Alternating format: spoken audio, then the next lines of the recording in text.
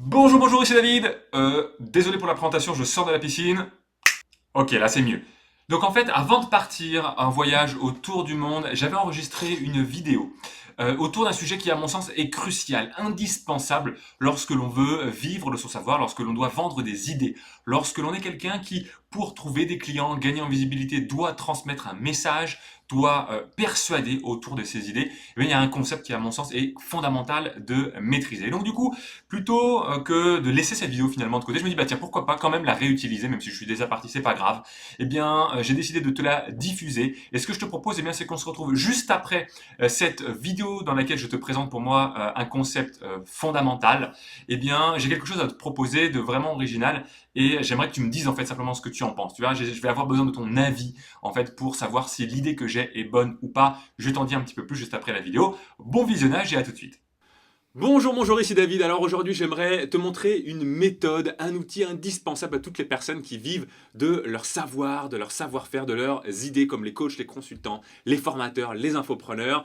Il y a, à mon sens, une méthode et un outil indispensable que toutes ces personnes-là devraient avoir dans leur besace. Pourquoi?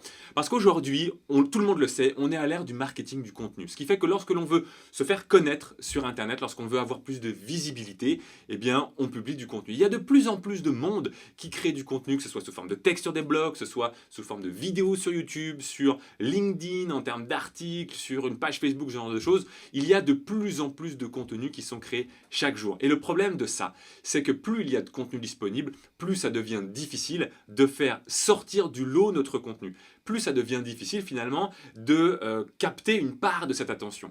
Et bien souvent, peut-être que c'était déjà arrivé, si on publie un contenu, si on publie un article, si on publie une vidéo, c'est pas pour autant que naturellement, eh bien, on va avoir tout de suite des milliers ou des centaines de milliers de vues, de lectures ou de partages. Ce qui se passe bien souvent, ce que font face la majorité des indépendants qui doivent vivre de leur contenu, c'est au contraire de passer du temps à écrire un article, de passer du temps à tourner une vidéo, à faire le montage de cette vidéo, à oser la publier et se rendre compte malheureusement qu'il n'y a pas d'engagement, pas de commentaires, très peu de vues, très peu de partage. Et c'est extrêmement frustrant finalement parce qu'on met beaucoup de cœur à produire du contenu, on passe beaucoup de temps à préparer ce contenu-là, et quand il n'y a pas finalement de visibilité, d'engagement au rendez-vous, eh bien on se dit c'est du travail que j'ai fait pour rien, et finalement eh bien c'est extrêmement démotivant. Alors qu'à côté on voit certaines personnes qui ne sont pas forcément eh bien, mieux placées que nous pour en parler, ou alors qui en savent peut-être moins que nous sur le sujet, et on se dit punaise je comprends pas pourquoi elle arrive à avoir de la visibilité, pourquoi cette personne-là arrive à avoir de l'engagement, alors que moi j'ai des idées, j'ai un savoir-faire, j'ai un savoir qui est bien plus abouti, qui peut être encore plus utile pour les personnes qui consultent, qui suivent cette personne-là. Et pourquoi moi j'arrive pas à avoir cet engagement-là? Eh bien, une des réponses en fait se situe pas en termes de trafic, se situe en termes de qualité de contenu et en termes de packaging du contenu. Parce que bien souvent, on croit qu'on a un problème de trafic, mais en réalité, il n'y a pas de problème de trafic. Si aujourd'hui, tu n'as pas l'exposition, la visibilité que tu désires, tu n'as pas un problème de trafic, tu as un problème de contenu. Le trafic, il est là. Chaque jour, chaque seconde qui passe, il y a des centaines, des milliers de personnes qui font des recherches sur Google, qui regardent des vidéos, qui consultent des blogs, qui consultent des articles, qui se partagent entre amis des articles. Donc le trafic, il est là. Le problème aujourd'hui, c'est d'avoir de l'attention. Et pour avoir de l'attention, il faut avoir ce que j'appelle un contenu efficace, un contenu qui soit persuasif. Et avant d'aller plus loin, avant de te donner la méthode pour justement avoir cette attention-là, pour avoir cet outil-là qui est indispensable pour avoir de l'attention, et d'ailleurs l'outil que je vais te partager, tu vas voir, il est utilisé par les personnes extrêmement connues et qui ont pour certains bâti une carrière entière de toute une vie autour de ce simple outil, autour de cette simple méthodologie. Mais déjà, je voudrais te parler d'un principe que j'appelle le cadran du contenu. Pour bien comprendre finalement ce qui fait la différence entre un contenu qui capte l'attention, qui permet d'être reconnu comme un influenceur, et les contenus qui sont finalement qui ne servent à rien, eh bien j'aimerais qu'on regarde en détail. Si on analyse finalement le contenu que l'on peut produire selon deux axes d'analyse, et je vais zoomer encore un petit peu, hop, voilà, pour que tu puisses bien lire, eh bien, on peut analyser finalement le contenu selon deux axes. Alors, il y a plein d'axes d'analyse, moi je te propose ces deux-là. Le premier axe, c'est l'axe de la simplicité. D'un côté, on a le contenu qui est, disons, complexe. Pas forcément complexe en termes, c'est une équation à 12 degrés, mais c'est du contenu qui nécessite des explications. Il n'y est pas, finalement, on ne le capte pas en un regard. Et de l'autre côté, au contraire, on a les contenus qui sont simples, qui sont, je dirais, percutants. C'est-à-dire que en un éclair, on comprend le message. Là, ici, quand on est dans un contenu complexe, c'est-à-dire que le message, pour qu'il soit bien compris, nécessite d'explication. Le deuxième axe d'analyse que l'on peut prendre, c'est ce que on pourrait appeler, je dirais, l'actionnabilité. Alors, c'est un mot un peu long, je ne vais pas l'écrire, mais concrètement, ce que ça veut dire, c'est que d'un côté, on a le contenu théorique, et de l'autre, on a les contenus qui sont concrets. Le contenu concret. Et si on prend ces deux axes, l'axe de la simplicité et l'axe de l'actionnabilité, du niveau de concrétude, entre guillemets, eh bien, on peut identifier finalement 4 niveaux. C'est ce qu'on appelle donc le cadran. Le premier niveau, c'est quand un contenu est à la fois complexe et théorique. C'est à mon sens la pire situation dans laquelle on peut se trouver. C'est ce que j'appelle le contenu fumeux. Là, on est dans du contenu fumeux, ça veut dire qu'en fait, on partage un contenu qui est dans la théorie, qui est un peu stratosphérique, et en plus de ça, il est complexe, il faut des explications, c'est long, on n'y comprend rien. Ça, bien évidemment, ça ne capte pas l'attention. Quand on a du contenu fumeux, eh bien, nos visiteurs restent très peu, nos vidéos ne sont pas regardées, et nos articles de blog ne sont pas lus. Le deuxième cadran, la deuxième posture dans laquelle on peut se trouver, c'est d'avoir un contenu théorique, mais qu'on a quand même travaillé. Alors cette fois-ci, c'est positif, c'est un contenu qui est malgré tout simple et percutant. Ça, c'est ce que j'appelle le contenu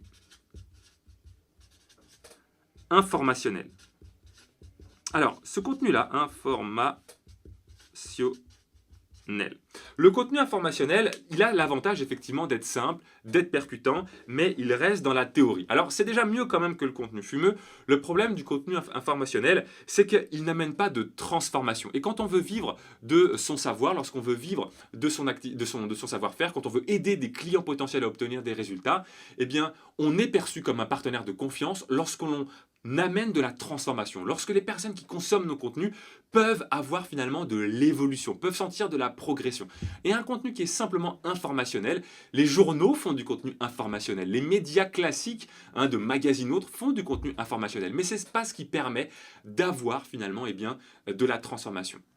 Donc du coup, là, c'est mieux parce qu'on a un contenu simple et percutant, mais qui est trop théorique. Le troisième type de contenu qu'on peut trouver, c'est un contenu qui est à la fois complexe, mais qui est concret. Là, ça, c'est ce que j'appelle le contenu d'expert. Alors, certes, il est concret. Effectivement, là, on sent qu'il y a de la réflexion qui a été mise derrière, ça a été approfondi pour apporter des choses concrètes, mais ça reste complexe. C'est-à-dire qu'il y a besoin d'explications. C'est pas percutant au premier regard. Ça, c'est le contenu d'expert.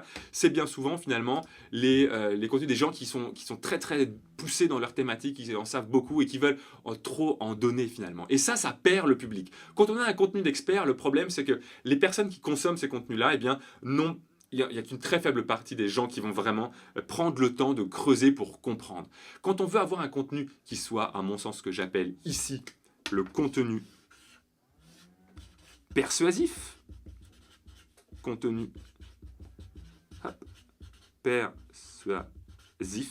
qui est un contenu qui est efficace dans le sens où finalement il répond à un objectif concret lorsque l'on vend son savoir-faire, c'est qu'il amène finalement nos prospects potentiels, nos clients potentiels à consommer notre contenu et à nous suivre finalement. C'est à partir de ce moment-là qu'on est capable d'avoir de l'impact dans la vie de nos prospects. Eh bien, un contenu persuasif, c'est un contenu qui est à la fois concret et percutant, simple. En un clin d'œil, on comprend là où finalement la personne veut nous emmener. Et il y a un modèle, il y a une technique que moi j'utilise dans mes propres activités à chaque fois que je veux faire passer un message, que je veux faire passer une idée. Et ce modèle-là, c'est celui que j'aimerais te partager. Et ce qu'il faut savoir, c'est qu'il y a des gens beaucoup plus connus que moi qui utilisent ce modèle-là. Je vais te montrer tout de suite de quoi je parle. Est-ce que tu as déjà vu ceci? Ça, c'est les cadrans du cash flow de Robert Kiyosaki. Robert Kiyosaki, c'est l'écrivain du livre, un livre extrêmement connu qui s'appelle Père riche, père pauvre. Et il explique finalement très simplement qu'il y a 4 profils lorsque l'on est finalement dans l'activité professionnelle de sa vie. Il y a les salariés qui sont là. Les salariés, là, il y a les entrepreneurs, là, il y a les business owners, les propriétaires d'entreprises et les investisseurs. Et il explique finalement qu'en fonction du stade où on se situe, eh bien, on a des niveaux de richesse qui sont différents. Alors, évidemment, je ne vais pas te faire, l'objectif de cette vidéo, ce n'est pas de t'expliquer en quoi consiste ce modèle, mais tu vois, ce modèle, c'est un modèle de cadran. C'est exactement le même principe que ce que je viens de te faire pour t'expliquer en quelques mots, finalement, qu'est-ce qui fait la différence entre un contenu persuasif et les autres types de contenus. J'aimerais te donner un autre exemple d'utilisation du modèle du cadran. Ça, c'est la matrice d'Eisenhower. Et il y a un monsieur qui s'appelle Stephen Covey qui a développé une carrière entière avec un livre qui s'appelle les 7 habitudes des gens productifs, autour de cette simple matrice où il explique finalement que dans les tâches que l'on a à gérer, il y a les tâches à trier sous un niveau d'urgence, une analyse d'urgence, les tâches urgentes, les tâches non urgentes, et une analyse d'importance, les tâches non importantes et les tâches importantes. Et en fonction de ça, on peut identifier 4 types de tâches. Les tâches à supprimer, les tâches non importantes, non urgentes, il faut les supprimer. Les tâches non importantes, urgentes, il faut les déléguer. Les tâches urgentes et importantes, il faut les traiter tout de suite. Et enfin, les tâches importantes mais non urgentes, il faut les planifier. Rien qu'à partir de ce cadran-là, Stephen Covey a bâti une carrière extrêmement lucrative avec des livres, avec des programmes de formation, avec du conseil, avec du coaching. Bref, j'espère que tu vois la puissance finalement de ce type de modèle. Et j'aimerais également te montrer. Moi, tu vois, regarde, j'utilise également ce modèle-là, par exemple, dans un de mes webinaires qui s'appelle « Et toi, tu fais quoi dans la vie ?» qui vend un programme qui s'appelle « Pitcher comme un pro » et pour lequel j'ai bien presque 2000 clients aujourd'hui grâce à ce simple modèle. Si je zoome un petit peu, en fait, ce modèle-là permet d'identifier finalement ce qu'est un pitch inoubliable et permet d'identifier là où peut-être sont mes prospects. Je reviens dans un instant. J'utilise ce même modèle pour aider les consultants qui souhaitent devenir des consultants épanouis à comprendre finalement quels sont les axes à travailler pour avoir plus de revenus et plus de plaisir afin de devenir un consultant épanoui. Alors pour bien comprendre pourquoi ce type de modèle est puissant, j'aimerais te partager un concept que j'appelle la pyramide de valeur. À mon sens, il y a 4 niveaux de valeur que l'on doit apporter à nos prospects potentiels, à nos clients potentiels, pour que nos contenus soient perçus comme des contenus à forte valeur ajoutée. Le premier niveau de valeur, c'est ce que j'appelle la prise de conscience. Le fait d'apporter de la prise de conscience à nos prospects, ça leur permet de faire un saut quelque part, entre guillemets un saut quantique. Ils passent d'un état de conscience qui est là à un nouvel état de conscience qui est là. Ils passent d'un champ de possibilités à un nouveau champ de possibilités. Donc le fait d'apporter de la prise de conscience en un claquement de doigts, ça permet à nos prospects de voir les choses complètement différentes. Ça, c'est le premier niveau de valeur. Le deuxième niveau de valeur, c'est ce que j'appelle la perspective. La perspective, c'est le fait de dire à nos prospects, voilà, aujourd'hui, tu es là, ça ne va pas.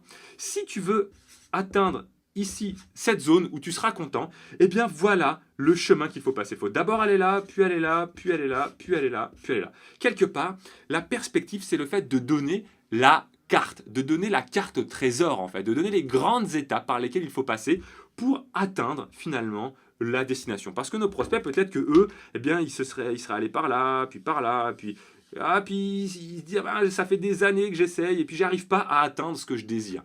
Le fait de leur dire non, en fait, c'est simple, arrête de chercher le chemin le plus court, c'est celui-ci. En leur donnant cette perspective-là, on leur apporte de la valeur. Le troisième niveau de valeur, c'est l'inspiration. L'inspiration, c'est le fait de montrer à nos prospects potentiels, à nos clients potentiels, que c'est possible pour eux, que d'autres y sont arrivés, que eux aussi ont ce qu'il faut pour pouvoir y arriver. Et enfin, le quatrième niveau de valeur, bien évidemment, c'est le plan d'action. C'est le plan d'action détaillé, c'est le comment en quelque sorte.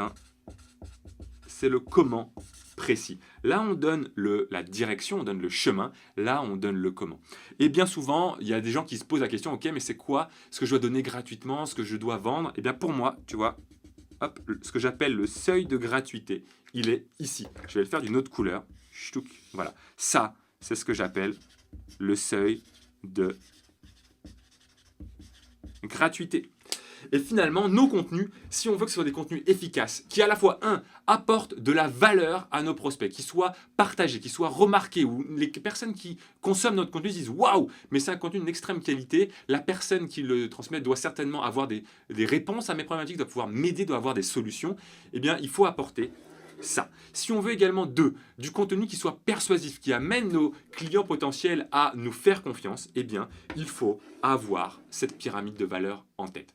Et un contenu qui amène de la prise de conscience, de la perspective et de l'inspiration, on est déjà, dans 90% des cas, bien positionné pour devenir un influenceur reconnu. Et pour te donner un exemple concret, j'aimerais te montrer en quoi finalement, cette matrice-là, elle amène tout ça. Je vais peut-être dézoomer un tout petit peu, voilà, pour qu'on puisse voir. Hop, je vais faire un peu de place. Voilà. En quoi est-ce que les cadrans, avoir ce type de modèle-là, ça te permet d'avoir du contenu efficace. Si on reprend ces modèles, finalement ici, la prise de conscience, qui est le premier niveau de valeur, je vais l'entourer, allez, je vais entourer ça en orange. Disons que tout ce qui est élément de prise de conscience ici, comment ça se caractérise ici, là ? La prise de conscience, premièrement, elle se met au niveau des axes d'analyse. La personne qui comprend effectivement que, il y a deux axes à améliorer pour obtenir un pitch inoubliable, c'est la clarté et les vibrations. Il va prendre conscience de là où il en est. Peut-être qu'il va se dire, ok, je suis un artiste incompris. Ou peut-être qu'il va se dire, ah punaise, je prends conscience que je suis ici, que moi j'ai un pitch qui est brouillon et plat, je suis dans la situation du monologue ennuyé. Boum, prise de conscience. Ou alors il va dire, non, moi je prends conscience que je suis une plaquette commerciale. Je suis quelqu'un qui est clair et concis, donc ça c'est positif.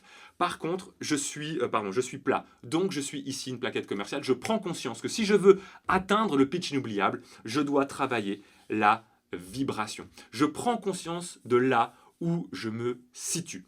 Le deuxième niveau de valeur que ce cadran transmet, c'est la perspective. Alors la perspective, je vais entourer ça en bleu. Je vais t'identifier en bleu.